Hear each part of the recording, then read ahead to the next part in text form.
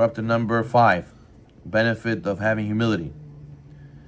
So we said last time that a person who has humility, he's going to be easygoing when it comes to losses in business. And he's not going to fight with people. He's going to realize it's all from Hashem. But a guy who has gava, how dare you tell me off? Who do you think you are? I'm going to put you in your place. Okay, number 5. If one reprimands himself for having harmed another person in words or deeds, and he doesn't need the other in any way, or doesn't anticipate any favor from him, he goes on his own volition without urging others and asks for forgiveness. People have gava, they say, no. He has to come to me to ask for forgiveness. I didn't do anything wrong. What do you mean? You cursed him off. You punched him in the face. You flipped the table. You got crazy. What are you talking about? You have to ask for forgiveness. No. He deserves it. I did a mitzvah by putting him in his place. If you would ask me, I'll come and do it again. So there's no hope with this guy. How are you ever going to resolve this issue? Some people have so much gava. The guy will come. The other guy will come. Ask for forgiveness. No, I don't forgive you. What, you think what you did is okay? I can just chili-billy give you forgiveness and that's it? No, you have to get on your knees. You have to kiss my feet. And you have to ask me maybe 3-4 more times forgiveness. You have to buy me a gift basket. You have to take me to a steakhouse. And then maybe after I drink a cup of wine, maybe I'll forgive you. Maybe. That's gava, kaloni.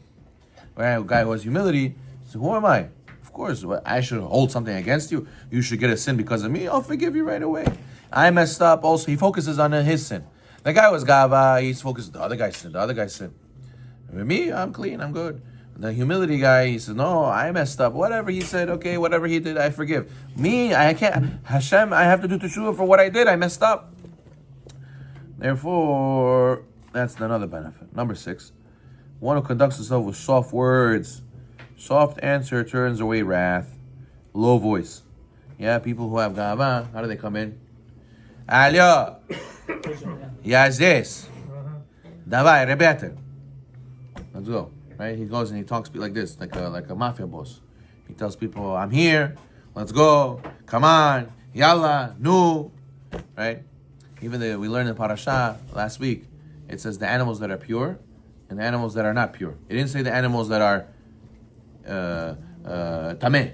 It says lo teora. It goes out of its way. The Torah said not the pure ones, not impure. It says not the pure. Why? Because the person has to refine speech. He has to have refined speech. Person who has says, even to say, excuse me for saying the word stupid, right? Or to say even how much more so curse words, right? You have to have gava to say these things. It's a lack of shame. You should be ashamed to speak like that. You should try to speak refined. And the Torah is telling us, if you think it's okay to just say impure and say dirty and say, these words are not comfortable, it shows a lack of refinement in the person. It shows sometimes gava. So a person who has anava, he speaks low. When people think they have to yell and scream, right? Listen to me. That shows the lack of greatness on your end. Person who has humility, he doesn't have to yell. If it's supposed to be my way, so it's going to go my way. If it's supposed to be they're going to listen to me, they're going to listen to me with a calm voice. Divrei chachamim benachat nishmein. The words of the sages is only heard when you say it gently. Person who screams and yells, that's going to accomplish his point. Maybe in a speech, you want to rile people up, you want to excite them, so you have to make a louder voice.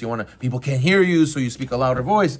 But just be loud just for the sake of making the other guy listen to you. Sometimes people cut people off. We spoke about how that's gava also. You got to wait till the other person finishes speaking. And then you could speak. Person who has gava, he thinks that he has to convince and he has to accomplish that people should listen to him. Person with humility realizes if they're going to listen to me, if Hashem wants people to listen to me, listen to me. That's why the sages say, whoever has yirat shamayim, people listen to him. It says, nullify your will to Hashem's will, so Hashem will nullify His will to your will. If you have yirat shamayim, you're close to Hashem. Hashem says, whatever you say, that's what we're going to do. It says, Yosef, Ish Matzliach, everywhere he went, everybody listened to him. He became the boss everywhere. You think he was sitting there fighting with people, screaming at people? Yes, this. Right away, they saw he's a holy man. Right away, they did what he said. Oh, whatever he says is going to have bracha. Let's do what he says. So you have a guy who's like a mouse. He comes to the board meeting. He's quiet. He says a few words. He's the CEO. How? You would think he has to be the big lion, screaming, yelling, showing people why he's so smart. No. The humble guy realizes if it's meant to be, it's meant to be. Then he says, humility is the ladder which one ascends to the ways of Hashem. Blessed is he. As it says in the Pasuk, Yedrech Anavim B'mishpat. Those who are humble, Hashem guides them in justice. And therefore, a person has to try to always to look to being humble. And the Torah says, whoever has humility, Ki'ilu ikriv kol hakorbanot kolam. Zivchei Elohim ruach nishbara. The greatest of the offerings is the broken spirit. So Hashem says that people think it's the action. You know, Hashem wants your heart. Your heart is the biggest sacrifice, right? Because the blood and the fats represent how we're supposed to give our blood and our fat for Hashem. What's our fat? Fat is gava. You know, I want to eat nice. I want to get chunky. You know, I want to eat more than I deserve. I want to eat more than I need. That's gava. And I give that up for Hashem. How do you do that? By being humble and giving up your gava to Hashem. He says, many good things come from humility. You have patience. You have peace. The Gemara says that a guy who gets angry, his life is not a life. He cannot enjoy anything. He goes to Dubai for vacation, right? Happens. Why is not enough towels? It's too hot today, right? He says, oh, it's too many people here. Oh, I had to check in. It wasn't available at 3. They said 3 o'clock it's going to be ready. Yo, the whole day you're complaining. What is this? We're trying to enjoy. Like, come on, I want to be in a good mood, yo. No, everything has to be negative. His life is not a life. Why? Because he has gava. He has gava, everything has to be a certain way. If not, so then you can't enjoy anything anywhere. Because the whole life is like that. Your whole life is never going to be perfect. So you have to learn go with the flow. And that stems from humility. The humble man merits wisdom. Why? Because he could listen to chachamim. He listens to people. People who have gava, they don't like to listen to anybody. They like when people listen to them. So therefore he says, one of the tzadikim said, how did you merit to be the master of the men of your generation? They asked the chacham, how did you become so great? He says, because I always saw every person better than me. This is similar to what Ramban says to his son. He says, if he was wiser than me, I said, so you see, he has greater wisdom. If he wasn't so wise, what does he say? He's better than me. Hi, you're wiser than him. He does sins on his night. He doesn't know what he's doing. I know more than him, and I still sin. I'm worse. I'm worse than him. He's better than me. If he's older than me, I say he has more mitzvot than me. He's older than me. If I'm older than him, I say, look, he has less averot than me. I live longer. I did more averot. He says, if they're equal in wisdom, equal in years, the Chacham said, his heart is better than mine. I know the sins that I committed. I don't know his. Could be that I did more sins than him. And if he was, if he says, if he were wealthier than I, so he said he gives more tzedakah than me. So how can I go and be on top of him? He said, if he was poor, so he has more humility than me because he's poor. So every person he dealt with, he always found a way to be humble with him. He says, but those people who have gava, they do the opposite. They find every way why I'm better than the other guy. And why the other guy has to listen to me. As the sages say, Ki ma'ala mitkan'im ba. Men envy all qualities. Bnei Adam chutz me'anava. The only thing that people are not jealous about is humility. They see a humble guy walking by, nobody ever says, I wish I could be him. Look how humble he is. Maybe if you're a religious guy who's looking for humility, so kinat sofrim tarbe chokhmah. But usually people want all the qualities except for humility. And therefore a person has definitely have to put on a lot of effort over here. Okay. He says another kind of humility which is worse than gava.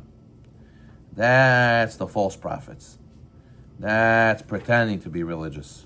Pretend to be humble. That's the worst. He says they look like saints and righteous men, but then they secretly flatter those who it's forbidden to flatter, and they in private they mislead people. They desecrate Hashem's name, Chas v'Shalom. And he says that there's 2 stories. One with, right, there's the famous story I told you about the Anav of Vilna, the humble man of Vilna. He was known as the humble man of Vilna. So he was in the mikveh and he took the last towel. Somebody else took the last towel. He said, how dare you take the last towel? I'm the humble man of Vilna. You know who that is? You know who I am? So they found out he wasn't really the humble man of Vilna. But then the story we read last night, very powerful, the Satmar Rebbe, he was in a wedding. So by the Hasidim, they have a batchan, they have a jester. He gets up, he makes jokes. So he said, Rebbe, you don't mind if I make a little bit of a skit, I make a little bit of a play? I'm going to pretend to be you. He says, yeah, I don't mind. Sadman Rebbe, you're real Tarabam. Allah Shalom. So he says, okay, go ahead. So he starts going, pretending to be the rabbi while he's davening. Like this. So he's like, he started crying. The rabbi started crying. He said, Rabbi, he stopped the whole thing. He said, Rabbi, why are you crying? He says, I upset you, I insulted you. He says, no, you didn't insult me. You asked me permission. I told you could do it. So why are you crying? He says, I'm so sad at myself. He says, why? He says, if I pray like that all the time, and you know how to do it so good, it means you saw me so many times doing that, and you know how to pretend to be me, I don't know, maybe I'm pretending to be myself also. He's saying, meaning, who knows, if I'm so used to praying like this, maybe it's not even with real devotion. Maybe it's just going through the motions. I'm just going like this because I always go like this. Or I'm going like this and I'm going, somebody is looking, like this, right? I don't know if I'm pretending or not, so I'm crying. Maybe I'm pretending. So the person has to be careful. He shouldn't trick other people. Definitely shouldn't trick yourself. Baruch